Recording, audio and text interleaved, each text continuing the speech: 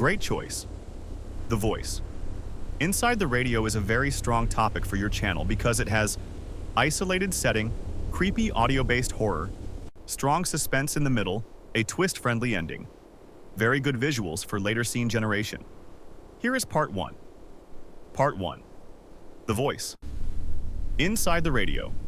I used to think the woods sounded peaceful at night. That was before I heard my own voice coming through a dead radio. This happened 2 years ago, in northern Montana, when I took a seasonal job maintaining emergency communication equipment for the Forest Service. Most of the work was simple. Drive out to remote ranger stations, old weather cabins, and fire watch posts, then inspect the radios, battery systems, and signal boosters that kept those places connected to the outside world. Usually it was a boring job.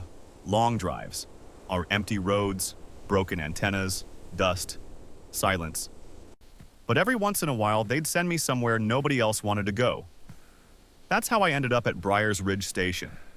If you look for it on a map, you probably won't find much. Just a patch of Forest Service land miles away from the nearest paved road, tucked deep in the mountains where the tree line thickens and the world starts to feel cut off from everything normal.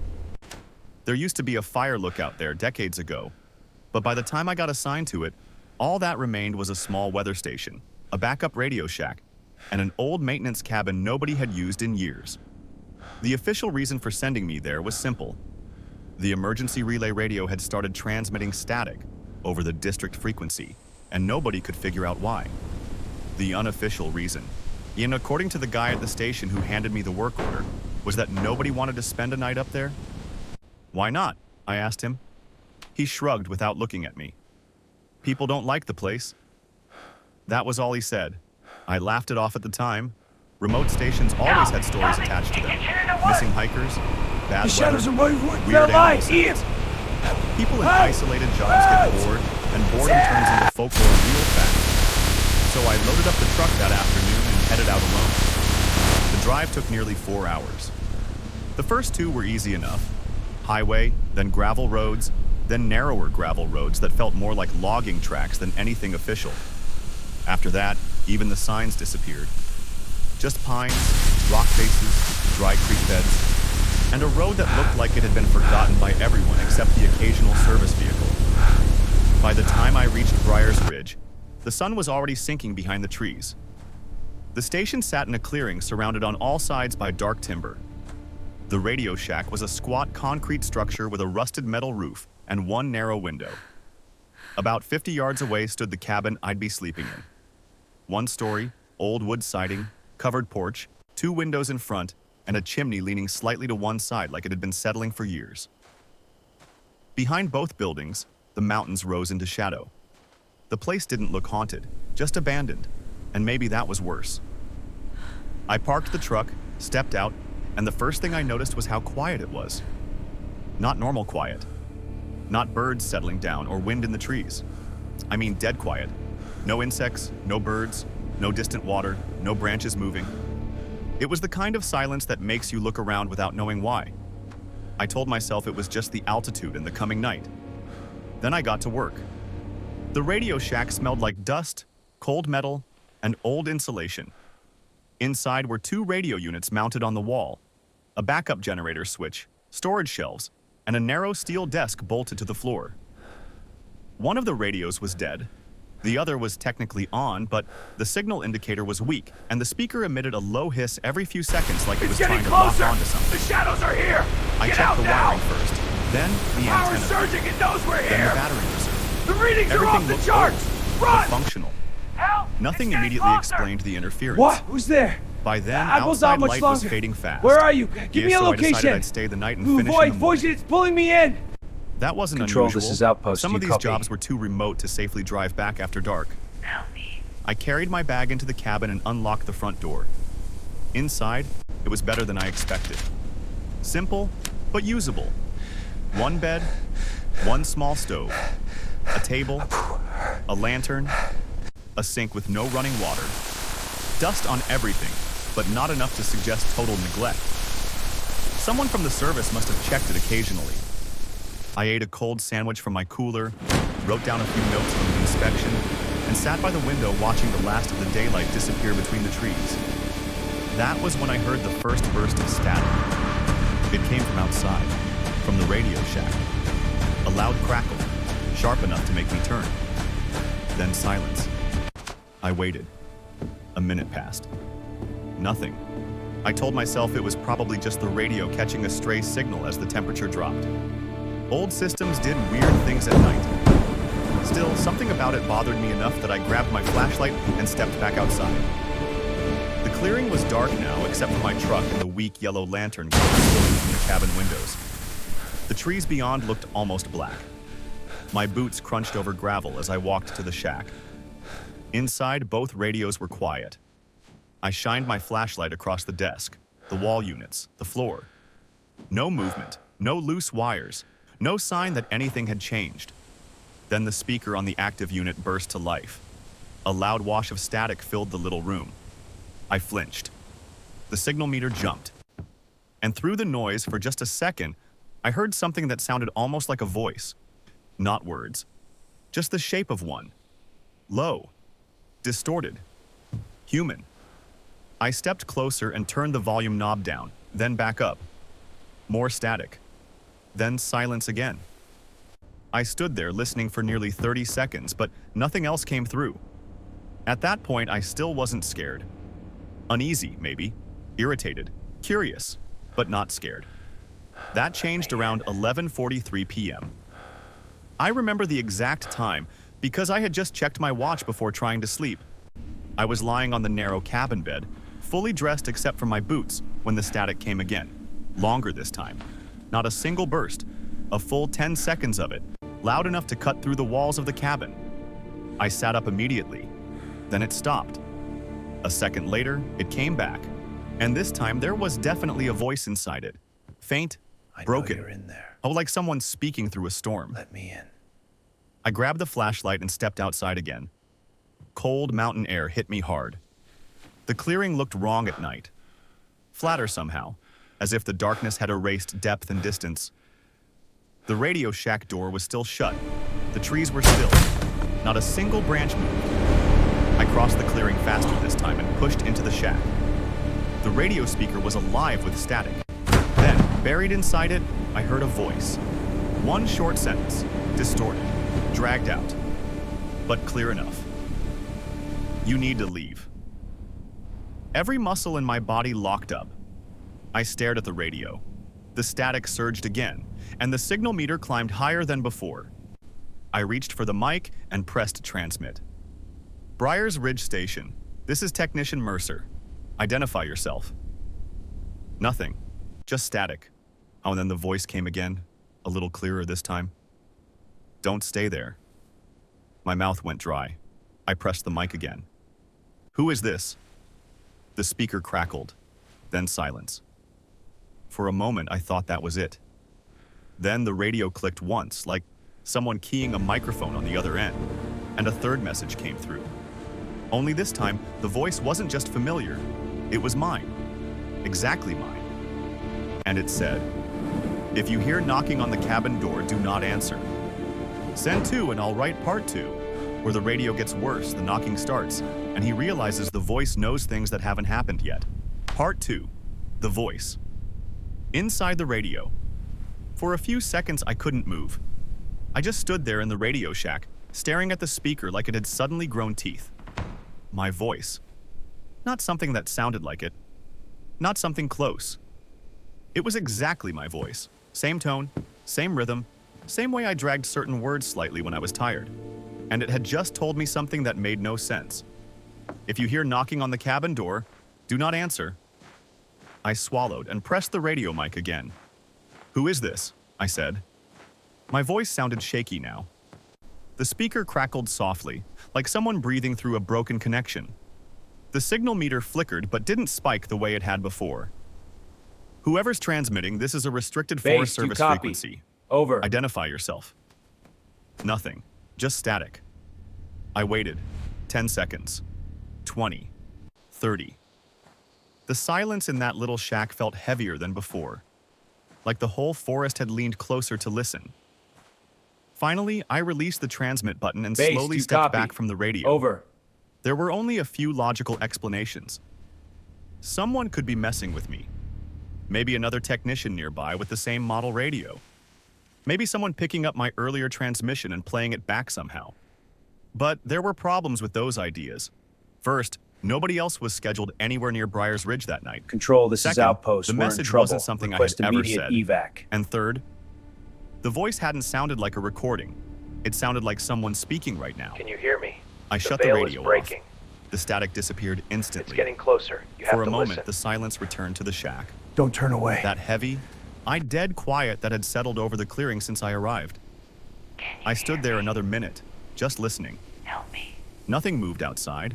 No wind, no animals. Just the distant ticking of the cooling metal roof above me. Eventually, I stepped back outside and walked toward the cabin. I told myself the same thing over and over as I crossed the clearing. Tired, long drive, old equipment, weird signal bells. But the words from the radio kept replaying in my head. If you hear knocking, the cabin looked darker than before when I reached the porch. The lantern inside still glowed faintly through the window, but the woods behind the building had become a wall of black. I stepped inside and locked the door behind me. Then I stood there for a while, listening. Nothing. I checked my watch. 11:58 p.m. I sat down at the small wooden table and tried to think through the situation logically. Maybe the radio relay tower farther down the ridge was bouncing signals in strange ways. Maybe another unit miles away was transmitting and atmospheric conditions were distorting it. But none of those explanations accounted for one thing: my voice. I eventually convinced myself it didn't matter. The radio was off, the shack was 50 yards away, and I was just going to sleep. At least, that was the plan. I lay back on the bed again, staring at the wooden ceiling while the lantern flickered softly beside me. Midnight passed, then 12:20, then 12:40. Sleep never came. Every little sound in the cabin made me tense. Wood settling, the faint creak of the porch boards outside, the wind finally beginning to move through the trees. On around 1:10 a.m., I almost laughed at myself. I was letting a broken radio get into my head. So I got up, blew out the lantern, and decided I was finally going to sleep. The room went dark except for thin moonlight sliding through the windows. And for a while, everything stayed quiet. Then, somewhere outside the cabin, I heard a single footstep. Just one. A crunch of gravel. My eyes snapped open. I held my breath. Maybe it was an animal. Deer wandered through mountain clearings all the time. Sometimes even bears. But animals didn't usually walk across open gravel near buildings. They stayed closer to the tree line. I slowly sat up. The cabin was silent again. I waited. 30 seconds passed. Then another sound came. Closer this time. Another step. Then another. Slow. Measured. Like someone walking. My heart started hammering so hard I could feel it in my throat. Someone was outside. That didn't make sense. The nearest road was miles away. No one knew I was here tonight except the ranger station. The footsteps stopped directly outside the cabin, right near the porch. I slid quietly off the bed and stepped toward the window. The moonlight outside wasn't strong, but it was enough to see shapes. The porch, the truck, the clearing, and the dark forest beyond. No one was there. I frowned and leaned closer to the glass.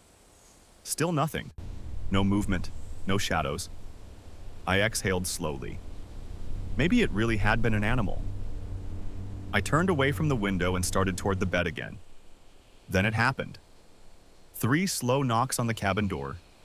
Knock, knock, knock. My entire body went cold. Because the moment the sound echoed through the cabin, I remembered exactly what the radio voice had said. If you hear knocking on the cabin door. My eyes locked on the door across the room. Another knock came, louder this time. And from the other side of the door, a voice spoke, soft, familiar, exactly like the one from the radio, exactly like me, and it said, "Hey, it's okay." A pause. Then the voice continued. "Just open the door." Part 3. The voice. Inside the radio. I didn't move. Base, do Not you even a copy? breath. Over. I just stood there in the dark cabin staring at the door while my brain tried to understand what I had just heard. Because the voice outside the door Base, do you was copy? mine. Over. Exactly mine. Same tone, same accent. Same way my voice dropped slightly at the end of a sentence. For a moment, I actually wondered if I was dreaming. Control, Then the this is voice spoke Outpost. again. We're in trouble. Request Soft. immediate evac. Patient. Hey, it's me. My hands started shaking. There was only one thing worse than hearing your own voice through a dead radio. Hearing it from the other side of a locked door. Another knock came. Knock. Knock. Knock. The sound was heavier this time, like a fist instead of knuckles. The voice continued. You're overthinking this. My throat felt dry. Open the door. I took one slow step backward. My mind was racing now, replaying the radio warning again and again. If you hear knocking on the cabin door, do not answer. The thing outside spoke again. You already heard the radio, didn't you? My stomach dropped. It knew about the radio. I hadn't told anyone about that. The voice sighed softly, like it was annoyed. You're going to stay in there all night? Silence stretched for several seconds. Then the voice changed slightly. Not in sound. In tone. More serious now. You don't understand what's happening. I backed up until my legs hit the edge of the bed. My heart was pounding so hard the room felt like it was vibrating. How about this? The voice outside said.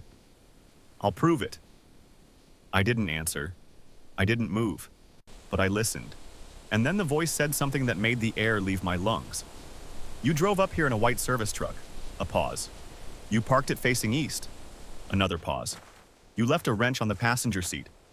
My chest tightened. All of that was true. Every word. The voice continued calmly. You checked the radio batteries first. My mouth slowly opened. Then the final sentence came. You shut the radio off at 11:46 p.m. My knees almost buckled, because that time was right. Exactly right. I whispered without meaning to. How? The voice answered instantly. Because I'm you. The porch creaked softly outside as something shifted its weight. I stared at the door. You just haven't figured it out yet? Base, do you copy? The thing outside Over. chuckled quietly. You will, though. My brain was trying to assemble pieces that didn't fit together. The radio, the warning, the voice. Then the voice outside said something that made my blood turn to ice. I told you not to answer the door. My head snapped toward the Radio Shack outside the window. Base, do you because copy? I suddenly realized Over. something. The warning voice on the radio had also sounded like me. The thing outside continued talking. You heard the radio message? Its voice sounded almost amused now. But you didn't understand it. The porch boards creaked again. Then, slowly, the cabin Control, door this is handle began Outpost. to We're turn. in trouble. Request Not immediate fast, evac. not violently, just slowly twisting back and forth. The voice spoke again. Can you hear me? You're still The early in veil the is night. breaking. My breathing stopped. It's getting closer. You don't remember have to yet. listen. The handle stopped moving. Don't turn away. Silence fell over the cabin again. Then the voice said something that shattered my entire understanding of what was happening. Go check the radio. My brain locked up. What? I whispered. The voice repeated calmly. Go to the Radio Shack. Another pause. You'll understand everything. I stood there for several seconds, frozen. Then I realized something. The door was still locked. Whatever was outside hadn't forced its way in. Not yet. And the Radio Shack was only 50 yards away. If I moved fast, I could check the radio and get back before whatever was out there tried anything else. Or maybe this was exactly what it wanted. I didn't know, but my mind needed answers. Slowly, carefully, I moved toward the door. The voice outside didn't move, didn't speak. I unlocked the door. Then I opened it suddenly and stepped out onto the porch. The clearing was empty. The truck, the trees, the gravel, nothing else. No person, no footprints, no movement anywhere. My chest was heaving as I stepped down from the porch. The Radio Shack door was still open from earlier. I ran. Gravel crunched under my boots as I crossed the clearing. I shoved the shack door open and rushed inside. The radio was on, but I knew for a fact I had turned it off earlier. Static filled the room. The signal meter was fully lit, and then the speaker exploded with sound. My voice came through, clear, panicked, desperate. "Do not open the door." My entire body froze, because the voice continued. And this time it sounded like it was coming from someone running, breathing hard, terrified. "You're not alone there." The radio crackled violently. "Whatever you do." The signal surged. Then the final message came through, broken by static, but still understandable. Or that thing learns by replacing you. My stomach dropped. The radio screamed with interference. Then my voice said one last sentence, and I knew instantly what it meant. Every time someone answers the door, a long burst of static tore through the speaker. Then the final words came. The next voice in the radio becomes theirs. The signal died instantly. Silence filled the shack. For a moment I couldn't breathe.